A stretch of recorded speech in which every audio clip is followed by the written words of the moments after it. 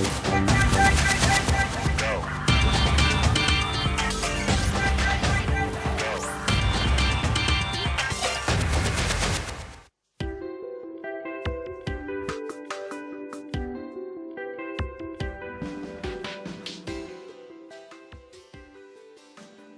changing the way we travel, shop, order food, tech-based startups, it seems, are all set to change the way we bank. And unwary banks are conceding their territory to various such startups, more popularly known as fintech startups. They are learning fast to leverage banks' weaknesses in their favor and offer improved services and ease of use, not by imitating banks, but by creating a new layer in the form of mostly mobile phone-based apps on top of the existing infrastructure. Although it will be a bit too soon to say that startups are replacing banks as we know them, it could certainly be said that the future expansion and growth of fintech startups will come at the cost of banks. Hello and welcome. Join us on Startup Wednesday as we explore how startups are changing the banking and finance landscape. Upasna, welcome to the show. Thank you, Abhishek. Well, I've been coming to this office for quite some time now, and it seems, it looks as roughly everything is same, but in terms of the number of people, there are a lot more people now. And is it the result of, the expansion perhaps that you're looking at, and also a result of the $50 million, funding?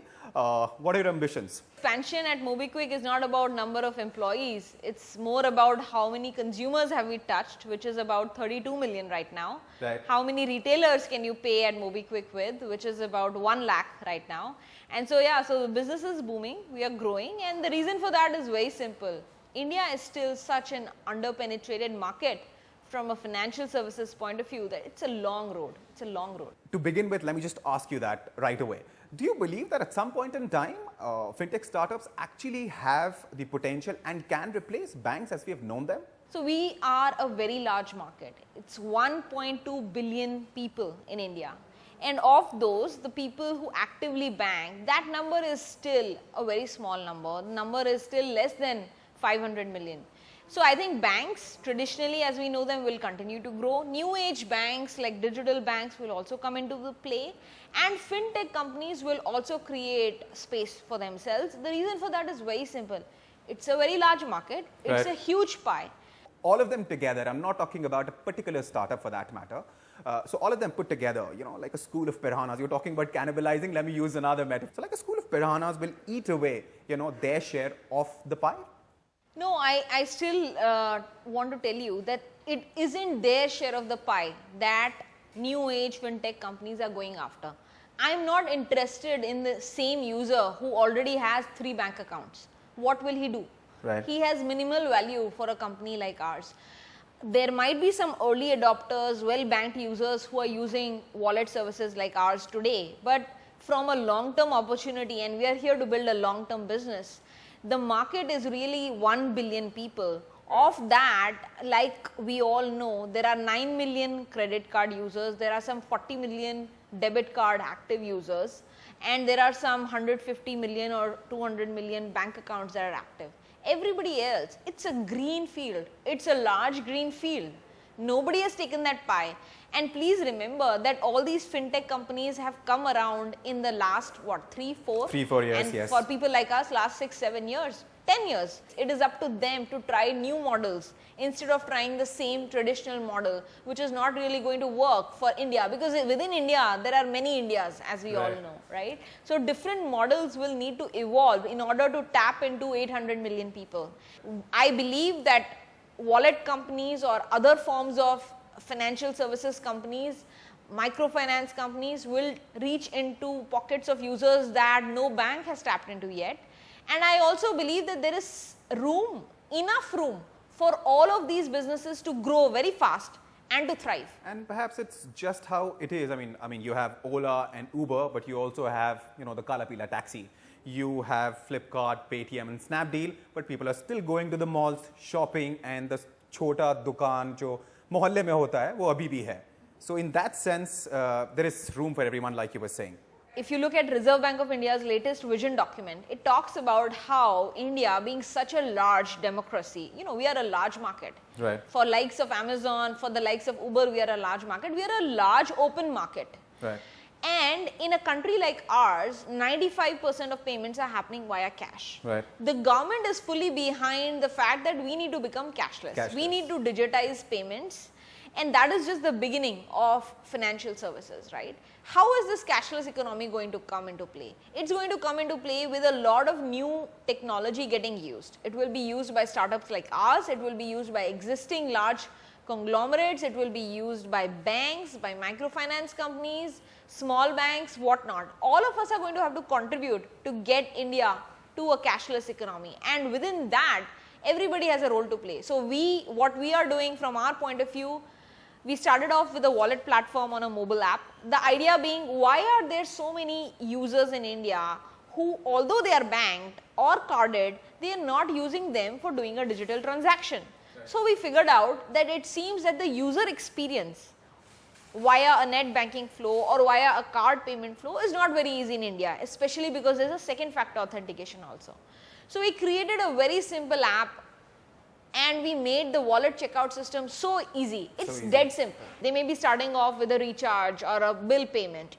Then we try to show them, look, you can also order pizza, by the way. Right. Now we are trying to get them to, okay, now you know how to do digital transactions offline.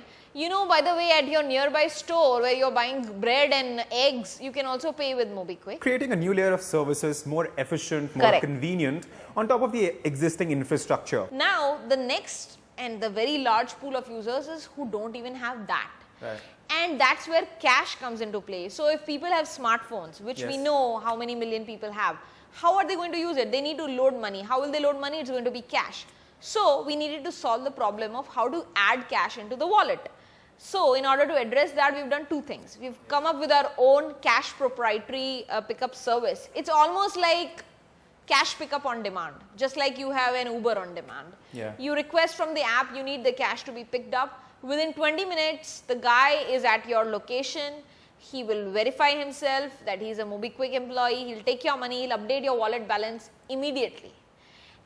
On the other side, we can't offer this service yet all over India. Like, I don't have this service in Ropar or in Nagaland.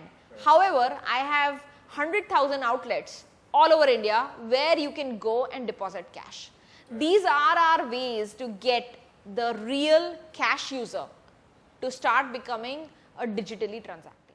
So at least when it comes to financial inclusion, fintech startups are helping perhaps, because they have a more wider reach and the kind of services that they're offering.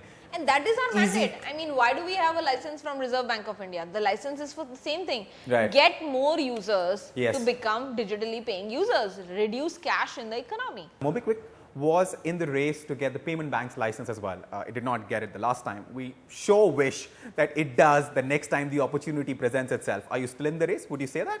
Of course, we are in the race. So I think last year when a lot of companies applied, about 11 people got it. I think 3 or 4 have actually given it back this year. So that raises a huge question on whether the math or the business economics work under the payment bank construct. However, I want to inform you that our application was never rejected. So it continues to be in the race, and we'll see when the next round of licenses come around. That said, we are interested to become a large player in the fintech space. To that extent, we are already starting to work on all the services on top of the wallet platform, whether it is lending, whether it's investing, whether it's insurance. And for all of these, it's possible to partner with banks and NBFCs and funds to offer that to our wallet users without having a license. Looking forward to that kind of a partnership simply because, you need the kind of licenses which are required to be able to offer such services. Otherwise, if you look at the platform and if you look at your own capabilities, you're quite capable of offering them, right? Yeah, exactly. That's what I'm saying. So, for example, under the payment bank license, you can't do lending. Right. So, you have to get a separate NBFC lending license in order to do it. Now, our point of view is very simple. We have a large base of users. We know their transaction history. Let's say some of them do want a line of credit. There's no reason why I should wait to get a license. I can partner with somebody who already has a license. They don't have users. They're looking for users to give loans to. I have users. I have history. Do you believe that regulatory framework as it is tilted, of course, heavily in favor of banks? No, I don't think so. See, if I look at, so I came back to India in the end of 2008, and since then almost every year I'm seeing more and more new types of products or licenses being enabled by Reserve Bank of India. Right. All the vision documents or the policies that are coming around, every year they're becoming more and more progressive. Right. So I strongly believe that our regulator is actually far ahead of its times as compared to many other countries who are at this situation. So That's good for to hear. example, China was not as open, and it still doesn't seem to be in the fintech space when Right. they were booming like our sector. Right. Right. So, I mean, that's definitely good to hear, and especially from you that, when it comes to regulators, our regulators have been doing a fine job. Thanks for talking to us, Upasana. Always a pleasure. Thank you. Same here. Thank you. Upasana feels while fintech startups are certainly offering services traditionally offered by banks in a more efficient way, banks don't face an immediate threat, and that does seem to be the most sensible thing to say. It is time for us to slip into a break, but if you're looking to borrow money or have surplus and want to know about how you could earn good returns on it, remain with us and catch the story of another fintech startup, FairCent, on the other side.